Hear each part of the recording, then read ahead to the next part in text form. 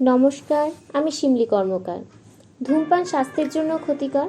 আমরা সবাই জানি ধূমপান ক্যান্সারের কারণ, কিন্তু আমরা মোটেও সেটাকে খেতে ছাড়ি না।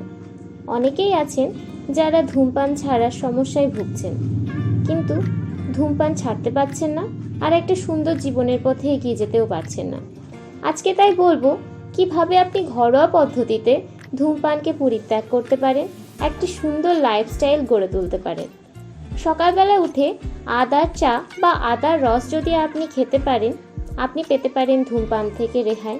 এছাড়াও রাত্রেবেলা জোয়ান বা মৌরিকে যদি লেবুর সাথে জল দিয়ে মিশিয়ে ভিজিয়ে রাখতে পারেন, আর সকালবেলায় সেই জল যদি খেতে পারেন, আপনি অনেকটাই ধূমপানের থেকে রেহাই পাবেন। আপনার যদি নিকোটিন ক্রেভিং খুব বেশি পরিমাণে হয়, তাহলে আপনি জিভের তলায় একটি লবঙ্গ রাখতে পারেন, কিংবা আপনি চুইংগাম রাখতে পারেন আপনার মুখে। এছাড়াও আদা ও আমলকির চূর্ণ আপনি অবশ্যই খেতে পারেন।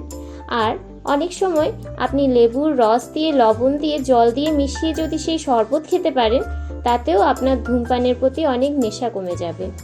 কমলা লেবুও আপনি খেতে পারেন, তাতেও আপনার ধূমপানের প্রতি অনেক ইচ্ছা মারা যাবে। এছাড়াও আপনি মধু কিংবা দারুচিনি অবশ্যই খেতে পারেন, এতেও আমাদের ধূমপানের নেশা অনেক কেটে যায়। সকালবেলা উঠে যোগা এবং মেডিটেশন করুন, তাতে আমাদের শরীর স্বাস্থ্য ভালো থাকবে আর ধূমপানের প্রতি নেশা কাটবে। এছাড়াও আপনি সারাদিনে অন্তত 8 গ্লাস বা 9 গ্লাস জল পান করুন, তাতে আপনার বডি হাইড্রেট থাকবে আর ধূমপানের প্রতি আসক্তি কাটবে। ধন্যবাদ।